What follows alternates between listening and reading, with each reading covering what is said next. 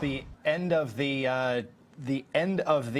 transcript here, the end of the recording, I should say, in the Gebhardt case out of Georgia. This case is a cold case that's been going on since the 1980s.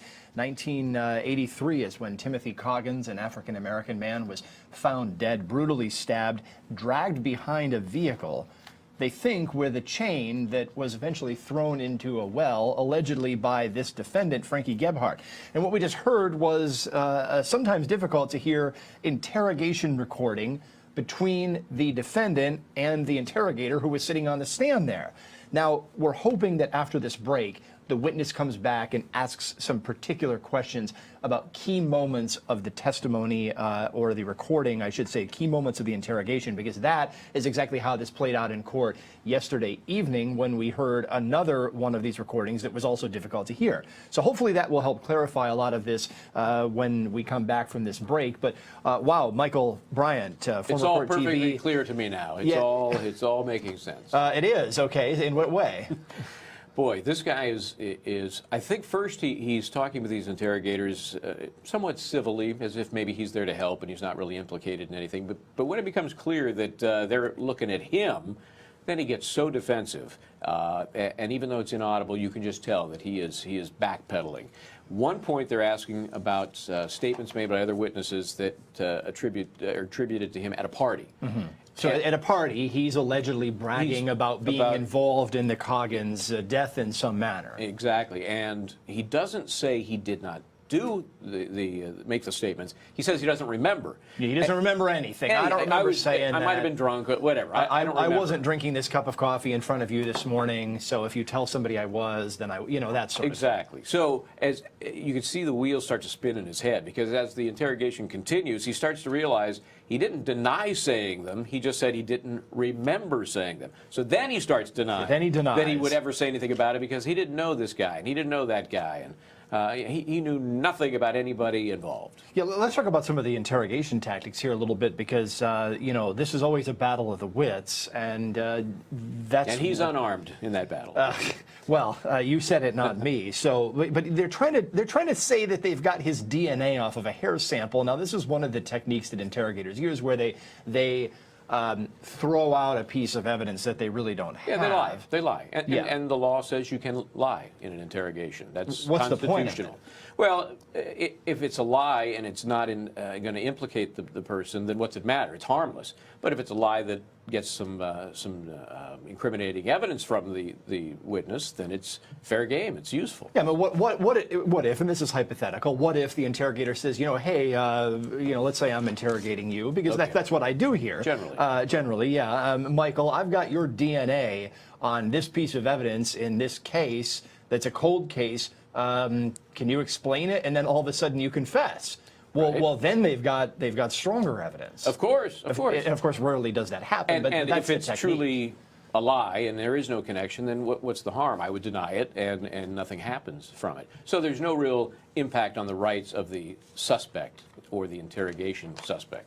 Yeah, one thing that I thought was interesting in this is they were trying to ask him if the reason that he was talking about the Coggins death was to brag about it, to make himself look either cool or badder than he really is. And he just said, I wasn't trying to look cool, I wasn't trying to look bad or something like that. So that, kind of erases that theory that people were, maybe bringing this up to brag about it, to look like they were the tough guy in town. This crime happens, nobody knows who did it, it languishes for 30-some years, and over that time, people are like, I was involved in that, so you better watch out for me. And he denies that. Yeah. No he street denies cred. that. Here's what we have to remember. This guy's sitting there at 60 years old. He was 25 at the time this happened, and Mr. Coggins was 23. So they were, basically of the same generation, totally different lives and upbringings. Mm-hmm. But it's hard to look at this guy and think, 35 years ago, what was he doing? What was he thinking? The important thing, I think, from this interrogation that they tried to wheedle out of him was whether he had a girlfriend who was dating a black man. Mm-hmm. Because there is some suggestion that the woman that is allegedly socializing with the victim in the case was the defendant's girlfriend. Now that adds a whole new layer of motivation. You know, it's not just racially certainly. charged. Then now it's a black guy with my girl, my old lady. You know, that may get a jury past a lot of these other weak parts of the prosecution's case. Yeah, I mean, that would ratchet up, as you said, the motive here substantially. I'm waiting to see if that link is made very, very clearly here. We did hear a lot of discussion, and a lot of it was inaudible in that recording about who was related to who else. And part of me wonders, is that potentially an element that came out and we just couldn't hear it? Yeah, it sounds like, and it was a little unclear as to who the co-defendant in a case to be tried. Bill, what was his last name? Bill, his co-defendant. Moore. There. Bill Moore, that's it. He apparently married this defendant's sister.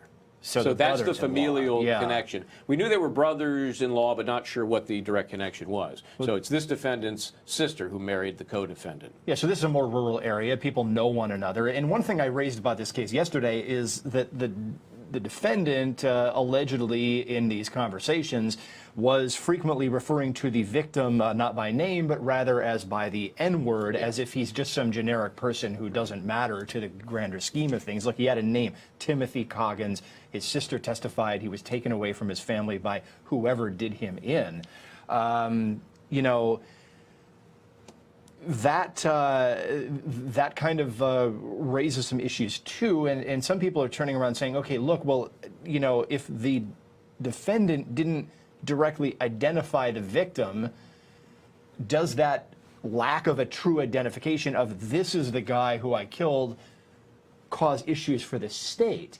But then I asked the question, well, does it really matter if there's not a direct identification or bragging of killing Timothy Coggins by name, because would everyone in that area know who he was talking about? It seems that way. You know what I mean? Yeah. No, I get that. And I think not only does that part of his interrogation hurt him, because it makes it look like he's cavalier about, you know, the generic black guy. I mean, that's how he comes off.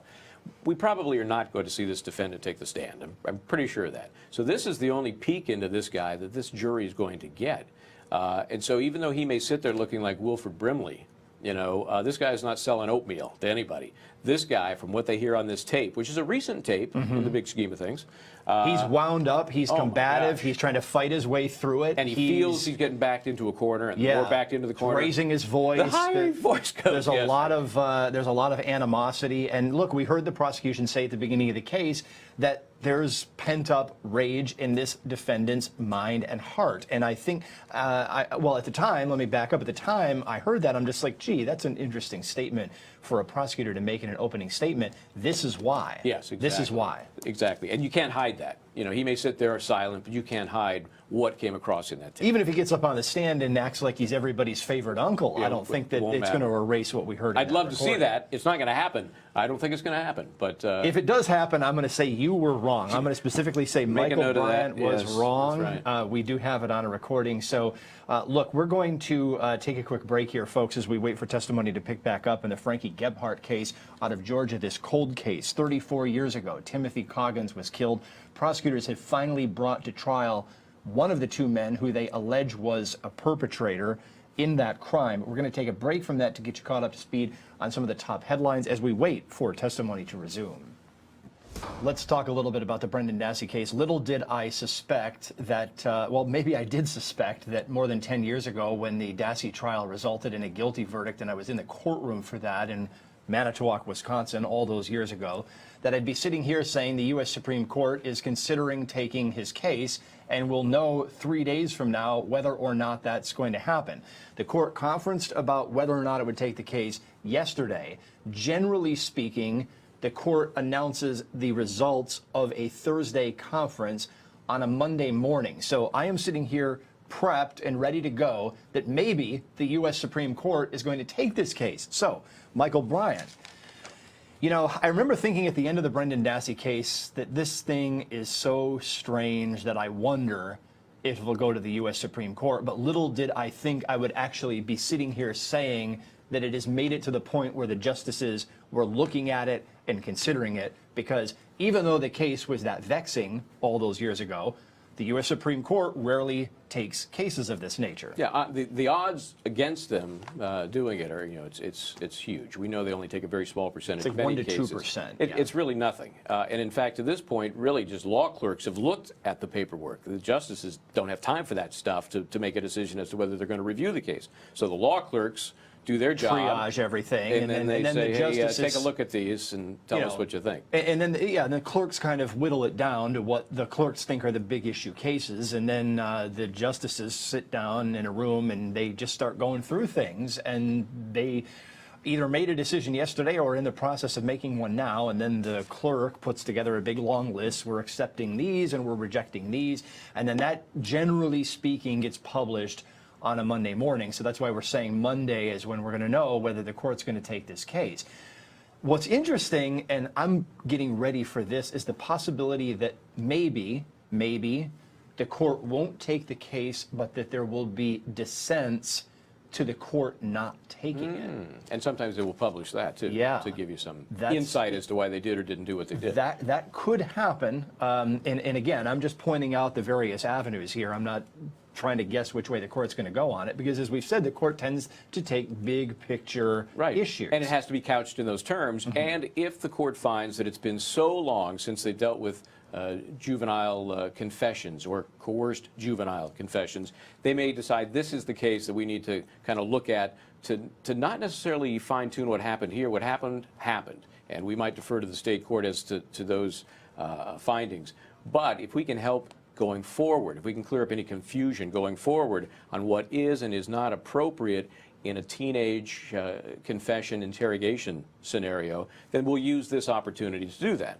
Yeah, and that's exactly the way the petition for certiorari, in other words, the petition for the court to pick up the case, was worded. It said from Brendan Dassey's defense team right off the bat, it's been years since the court has considered this kind of an issue. And I think that was very well written. Look, I mean, Brendan Dassey's got a great legal team. There are times when I might disagree with a few characterizations that are made, but these people know what they're doing. They are experienced appellate litigators, and they have some of the best on the case. They know they've got to get this case, if they're to get the court to accept it, they've got to get it in to the minds of the justices. Hey, wait, you set down this standard decades ago. The lower courts have all gone haywire in how they're applying it. You need to clear this up now in this case and in every other case, because that's the kind of language that Supreme Court justices want to hear. They want to deal with big picture issues in the law. And they're there to give guidance to the lower courts going forward, and they need the right case to do that.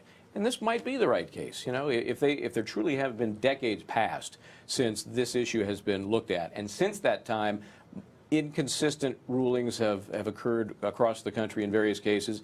That's what the Supreme Court's for. Yeah, nearly 40 years. I'm going back to refresh my memory on the petition here. Nearly 40 years have passed since the court's last juvenile voluntariness case.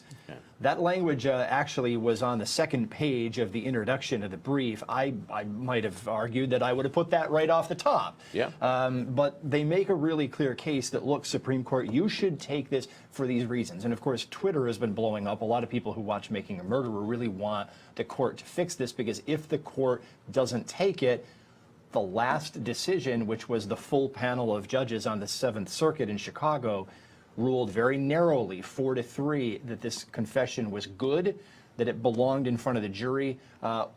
That's one way to look at it. Or, in other words, that the state court didn't mess up when the state court said that. I should back up. That's right. The second removal from the jury. There've been a couple of steps in between. So they're saying that the state court didn't approve it unreasonably. What they did was say it should have been submitted to the jury. It was, and their decision was not unreasonable. Yeah, and a lot of times federal courts don't want to jump into these situations and sort of yank things out of the purview of the jury. The jury's job is to determine whether this is true and this is false. And that's what the jury's job is there. It's the way human beings go about interacting in their daily lives. We're saying that this is credible, this is not, and we're basing it on tone, demeanor, and whatnot. That's what the jury's there to see. It's why you haul a witness in front of the jury. It's why you have the jury listen to a recording like they just did in the Gebhardt case. The jurors get to hear. The appellate courts usually go through transcripts, and appellate judges are just like, I wasn't there to determine whether that witness was credible, and that's why I'm not going to make that decision. The only thing I'm here to do is look and see what the judge did,